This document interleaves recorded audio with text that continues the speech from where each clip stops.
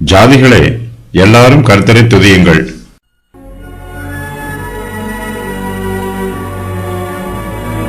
சங்கீதம் 117. ஜாதிகளே, எல்லாரும் கர்த்தரை துதியுங்கள். ஜனங்களே, எல்லாரும் அவரை போற்றுங்கள். சுவிசேஷத்தின் பெரும்பகுதி இந்த சங்கீதத்தில் எழுதப்பட்டிருக்கிறது. அப்போஸ்தலர் பவுல் இந்த சங்கீதத்தை மேற்கோளாக சொல்லி ரோமருக்கு நிருபம் எழுதியிருக்கிறார். மேலும் புறஜாதிகளே, எல்லோரும் கர்த்தரை துதியுங்கள், ஜனங்களே எல்லோரும் அவரை புகழுங்கள் என்றும் சொல்லுகிறார். ரோமர் 15:11. சுவிசேஷம் புறஜாதியாருக்கும் பிரசங்கிக்கப்பட வேண்டும். புறஜாதியார் மத்தியில் சுவிசேஷம் பிரசங்கிக்கப்படுவதே யூதருக்கு மிகப்பெரிய தடைக்கல்லாய் இருந்தது. புறஜாதியார்கள் ரட்சிக்கப்படுவதை பற்றி யூதர்கள் கவலைப்படக்கூடாது. ஜாதிகள் எல்லோரும் கர்த்தரை துதிக்க வேண்டும் என்று சங்கீதக்காரர் சொல்லுகிறார். யூத ஜனங்களும் புறஜாதி ஜனங்களும் கர்த்தரை போற்ற வேண்டும் என்று சங்கீதக்காரர் எல்லோருக்கும் ஆலோசனை சொல்லுகிறார். இந்த சங்கீதம் மேசியாவின் ராஜ்யத்தை பற்றி சொல்வதாக யூத மார்க்கத்து வேத பண்டிதர்கள் சொல்லுகிறார்கள். மேசியாவின் நாளில் கர்த்தர் எல்லா ஜனங்களாலும் மகிமைப்படுத்தப்படுவார். எல்லா ஜனங்களும் என்று சொல்லும்போது அதில் யூதர்களும் இருப்பார்கள், புறஜாதியாரும் இருப்பார்கள். யூதர்கள் மோசேயின் பிரமாணத்தின்படி கர்த்தரை மகிமைப்படுத்துவார்கள். இந்த சங்கீதம் எழுதப்பட்ட போது யூதரும் புறஜாதியாரும் ஒரே சபையாக கூட்டிச் சேர்க்கப்படவில்லை. ஆனாலும் இந்த சங்கீதத்தில் உள்ள 2 வசனங்களும் ஒரே சங்கீதமாக கோர்க்கப்பட்டிருக்கிறது. சுவிசேஷ சபை உலகம் முழுவதும் பரவி இருக்கிறது.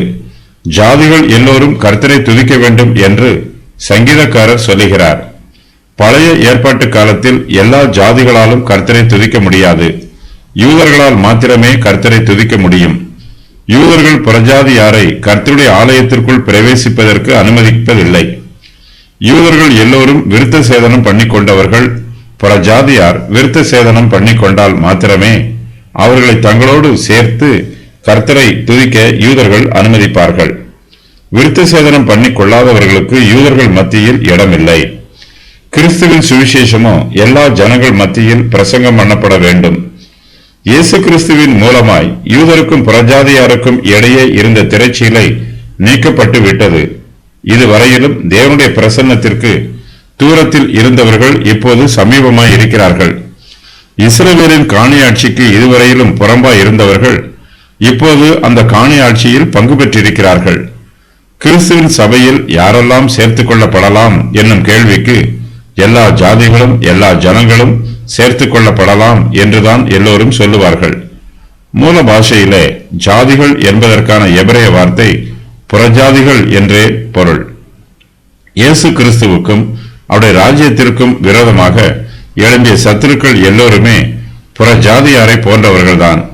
இவர்கள் எல்லோருமே இனிமேல் இயேசு கிறிஸ்துவுக்கு எதிர்த்து நிற்காமல் அவரை தங்களுடைய இரட்சகராகவும் ஆண்டவராகவும் ஏற்றுக்கொள்ள வேண்டும். தேவனுடைய ராஜ்யத்தில் இவர்களும் பங்கு பெற வேண்டும்.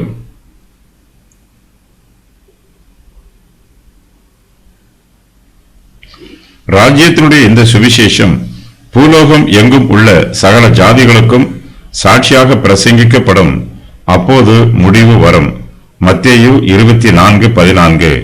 பின்பு அவர் அவர்களை நோக்கி, நீங்கள் உலகம் எங்கும் போய் சர்வ சிருஷ்டிக்கும் சுவிசேஷத்தை பிரசங்கியுங்கள். மார்க்கு 16:15. சுவிசேஷத்தின் நற்செய்தி எல்லா ஜாதிகளுக்கும் எல்லா ஜனங்களுக்கும் அனுப்பப்பட வேண்டும். அவர்கள் எல்லோரும் தங்கள் இருதயத்திலே சுவிசேஷத்தை ஏற்றுக்கொண்டு கர்த்தரை துதிக்க வேண்டும். சுவிசேஷ பிரமாணத்தின்படி எல்லா ஜனங்களுக்கும் கர்த்தரை துதிக்கும் வாய்ப்பு கொடுக்கப்படுகிறது. சுவிசேஷத்தின் வல்லமையினாலே எல்லா ஜனங்களுடைய இருதயமும் கர்த்தரை துதிக்குமாறு மாற்றப்படுகிறது. இந்த வல்லமையான சுவிசேஷத்தின் கிருபையினால் உண்டாகும் வல்லமை. சங்கீதக்காரர் எல்லாரும் கர்த்தரை துதிக்க வேண்டும் என்றும், ஜனங்களே எல்லோரும் கர்த்தரை துதியுங்கள், ஜனங்களே எல்லோரும் அவரை போற்றுங்கள் என்றும் தீர்க்க தரிசனமாக சொல்லுகிறார்.